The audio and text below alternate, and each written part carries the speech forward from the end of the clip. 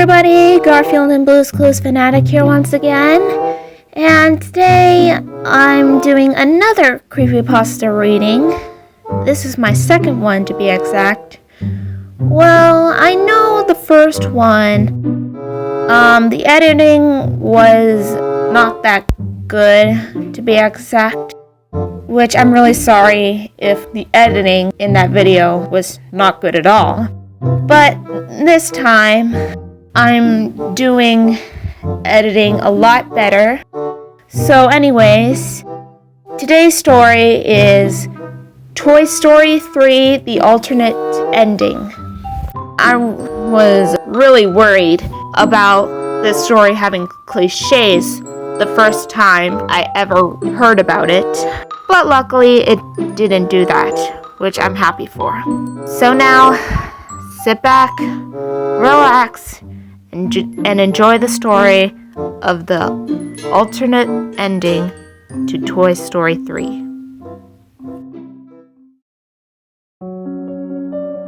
I wish I can give you the classic "this happened to a friend of mine." I honestly, truly do. Then I can make it a lot less gruesome in my head than it really was. Then I could doubt it like the rest of you, because even though this happened to me, even though there were witnesses, sometimes I'm not quite sure I believe it myself. It's the wails of my now 4-year-old daughter at night that remind me that it did indeed happen. Katie had just turned 3 a couple weeks before the incident. One thing I loved to do was take her to the theater every Saturday morning for a kids' movie presentation. It went from old classics like Snow White to recent Pixar movies. It was fun and enjoyable, and the way Katie mingled with other kids her age who loved the same movies. At the time, Katie was literally obsessed with anything related to Toy Story. We had all 3 movies on DVDs, which she watched religiously. Thank God I love those movies too, because you can get sick of watching the same thing a minimum of 5 times a day, let me tell you. And also had a Woody, Buzz, and Jessie dolls, which she loved to sleep with. She was afraid of trucks by the time she turned 2, so I taught her to pull the string on either Jessie or Woody to scare the bad trucks away in the middle of the night. Honestly, these dolls were a blessing. So when I found out Toy Story 3 was being shown at the kids' theater, I jumped on the occasion. Even though Katie has seen it countless times before, there was nothing like watching it on the big screen, and I knew she'd be ecstatic. I invited my friend John to see the movie, and he accepted. The showing was supposed to start at 8 a.m., but it didn't start till 9. It wasn't so bad since the kids were having fun together. Some parents left frustrated, but I stuck around, as did about half a dozen other mothers and one father with their kids. The theater employee apologized and offered us free candy. All good. Who refuses free candy? I'll go into the cliche of stories like this and say that the movie started normally, because, well, it did. The intro was the part Katie liked the most, where Woody and Jessie chased the train and Buzz saves Woody at the last minute. Actually, nothing off happened for most of the showing. Once in a while, it would glitch, where the image would freeze for a second and then fast forward to catch back with the sound. While I noticed it, the kids didn't care as long as they got to see their heroes in jumbo size. Nearing the end is where things got strange. It didn't seem off at first, but I would soon find out, as every other family in the theater would. There's a point in the movie where Woody and the toys end up at the dump after Lotso managed to drag Woody into a dumpster, and the garbage truck picks them up. The little Pizza Planet aliens get taken away by one of the trucks in the dump, and then Woody and his friends are carried onto a conveyor belt. The moment they hit the belt, the screen flickered and the sound jammed on a constant loop, with the toys screaming when they fell. And then we got to look at the well-known blue screen of death, with that awful screaming sound going on and on like a broken record. I always found the loopy, jumpy sound that comes with the blue screen of death disturbing. Hell, I always thought a scratchy record or CD teeth chattering eerie. Maybe it's because I used to have a computer that crashed on me every hour and killed my files.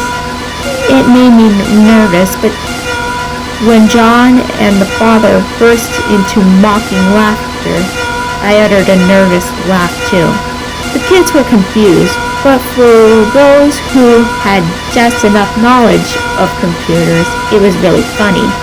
I have another friend who worked at this theater, and he quit for another job around the time computers replaced people in the cabins projecting the films. I guess nothing will ever replace a good old human being. When nobody came back to check on us, John got up and left to ask someone to turn that thing off or restart it. Katie didn't seem fazed by this and shrugged it off, waiting patiently. She was always pretty smart and mature, knowing she could watch it at home anyway. A little boy was crying and the mother had to leave when the sound became ridiculously loud. It wasn't consent, that screaming sound.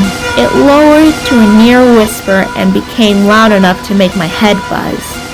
At some point, Katie gave me a worried look as she collapsed her hands over her ears.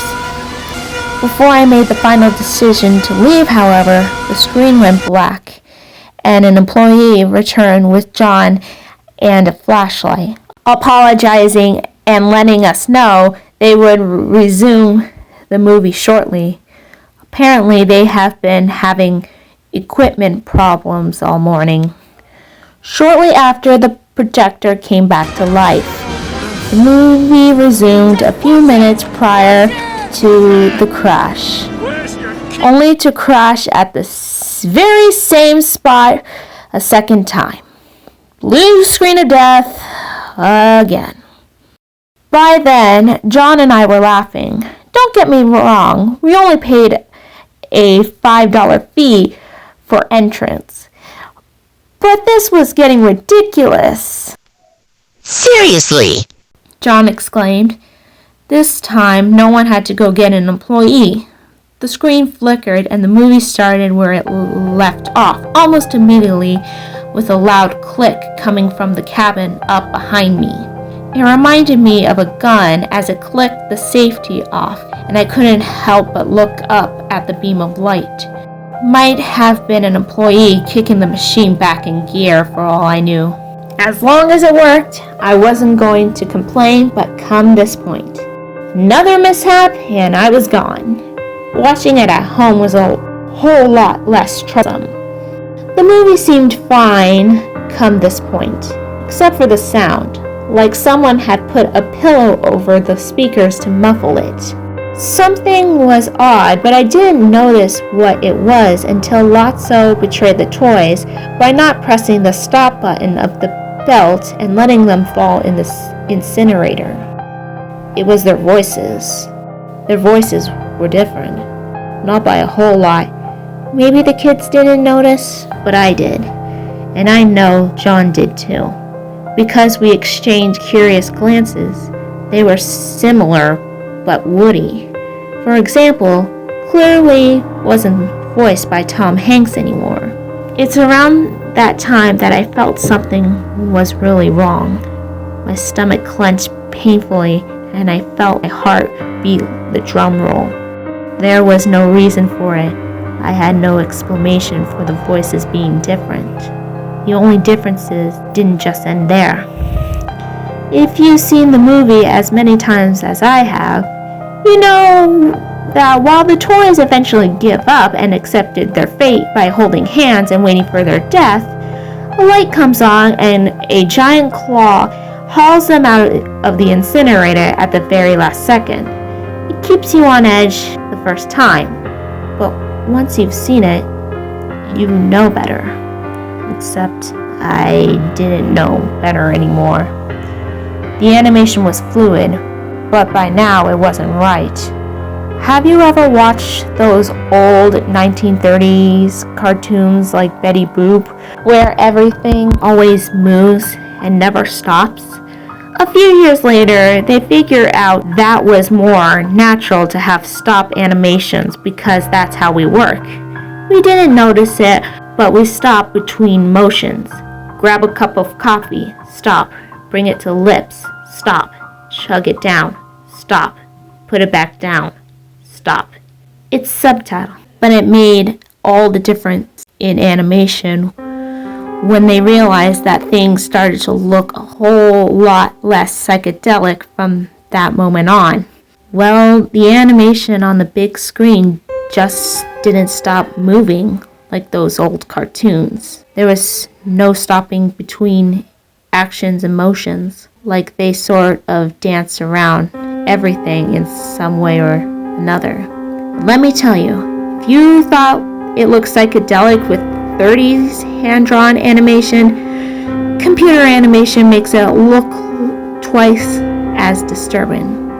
That clearly wasn't like the movie I had at home, and it wasn't like the rest of the movie we watched up to this point either. I noticed John was looking at me again, and I shrugged. I didn't have any more of an exclamation than he did. I supposed I remained seated out of gross curiosity. As the saying goes, it was like watching a train wreck, and no matter how horrible it is, you just can't look away. There was none of the dramatic music I was used to hearing. In fact, there was no music at all, but only the sounds of fire crackling. Maybe it just wasn't necessary. Imagery was enough. Already I felt a lump in my throat just watching the animation. I couldn't move, nailed to my seat. The claw saving the toys never came down. There was no heavenly light before a last-minute rescue. There was no rescue. The toys screamed and screamed and screamed, an ear-shattering screech that would ring my head for days to come and would wake me up in the middle of the night. The toys held hands which shrank as their plastic melted into a thick, flesh-colored goo. I remember Woody's face the most, because this is what the screen mainly focused on as they advanced toward the fiery pit in the middle. Black bubbles popped first in his cheeks, and then his gaping mouth opened wider, forcing a wide smile then it was humanly possible. His lips stretching to wretched lengths until his whole jaw melted off at the hinges, leaving a long, thick, liquid streaks of burning plastic behind. I was reminded of the way cheese strings went warm and melted, which forced a completely insane bound of laughter out of me. Cheese and plastic? What the fuck was I even looking at?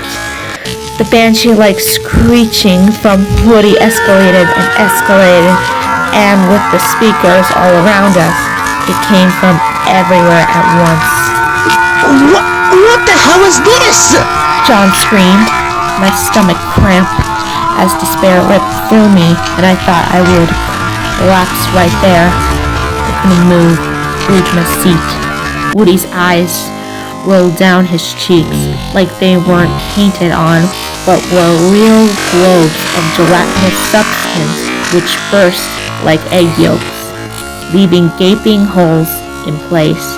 Their eyes, all of their eyes, were the only thing that acted as real eyes might, not like plastic or fabric. Later, I realized why. Eyes are the mirror of the soul. Eyes, even though they look painted, are always real. Always. And so, as they exploded into a liquid state, so did their souls. burning in the fiery pits of hell.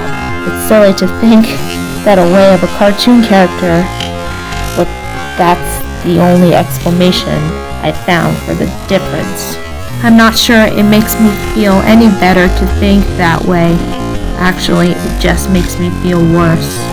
Woody's hat had melted over his head and shaped it unnaturally, and with it, the fabric of his clothes caught fire in one burst. It crackled like some demonic laughter burst into sparks, convulsating back, except he didn't go far because his hands were fused with Slinky and Buzz's hands. The screaming was like the sound of pure hell, like something from a demon. The voices, though wrong, had sounded human until now. I felt a sharp cramp in my hands because I had been holding onto the arms of my seat as though they were my lifeline, and in some way they were. The action kept me grounded because part of me feared I'd end up in that pit and melt off as well if I didn't keep some of myself in this reality. Most of the footage focused on Woody, but you got a glimpse of the others too.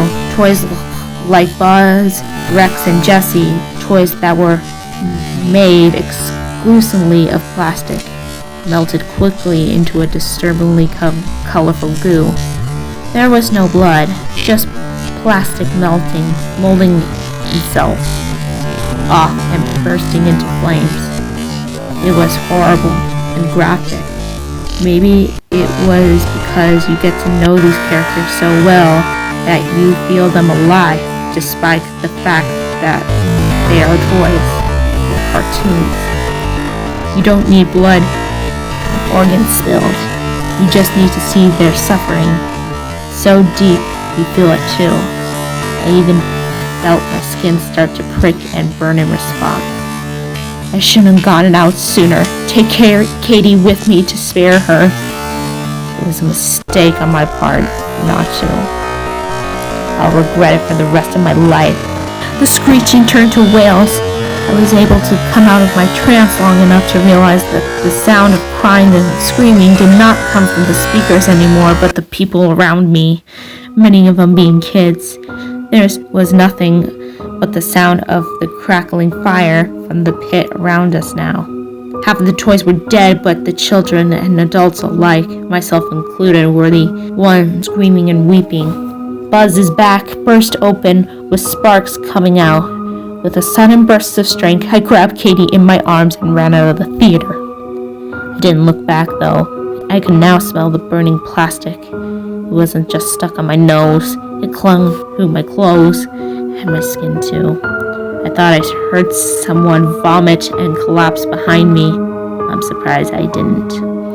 I noticed a father with his crying son and daughter had scurried past me. Then again, he might have been smarter than me and left before I did. I noticed that John was not behind me, but that does not matter at this point. The father was yelling at the employee who stood giving tickets. The poor kid didn't seem to get what he was saying. He seemed overwhelmed by the screaming and crying. Soon enough, the small crowd of parents were surrounding him. Things started getting violent and the kid had to escape. Me? I just stood there with Katie screaming in my arms, half hearing her, still in shock. I felt lost. I didn't know where to go. Should I go home? Join the mob of angry parents and wailing children?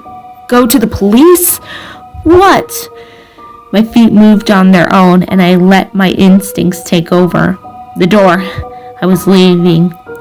It was better for Katie anyway. To keep her away from this place.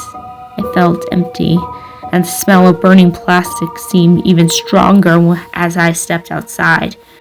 When a hand gripped my arm, I jumped and yelped. It was the father with his child in his arms, sobbing in his shoulder. It turns out that his name was Jeremy.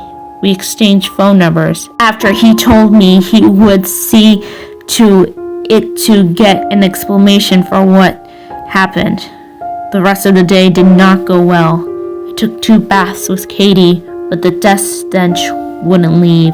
Eventually, she stopped crying and fell asleep out of pure exhaustion. As for me, even though I was completely off, even though I felt like I could fall asleep too, I couldn't. Every time I closed my eyes, I saw the lifelike eyes of Woody slipping down his cheeks and burst, or his wide smile and jaw hanging loose until it crashed on his lap. Just before my husband came home from work, I got a call from Jeremy. I remember slumping on my chair as he spoke, and a new set of hot tears streaming down my cheeks. My head hurt and my eyes burned. I thought they might pop right out too. Jeremy says that the theater's management took the remaining few parents to see the computer that handled the projection of the movie. Sure enough, they found a virus stored in there, which streamed a homemade version of the movie, but the streaming led to nowhere. Jeremy's job was to handle computers, so he was able to look through it for those who couldn't. He tried tracing back where the streaming had come from and the virus, but there was no lead to follow. Either the prankster was an employee and had set up the virus from the computer itself, had covered his tracks very well, or something was very, very wrong with this picture. I prefer a rational explanation to something for outer nature. So I opened to believe it was an employee who had access to the computer. Either way, other than the corrupted files the virus had left behind, there was no evidence of the disturbing footage we watched. It was gone. That was a little more than a year ago. Anything related to Toy Story has left my house. My husband, he wants to believe us, but I can tell he's skeptical. He said someone had to animate the thing, and people had to act out the voices.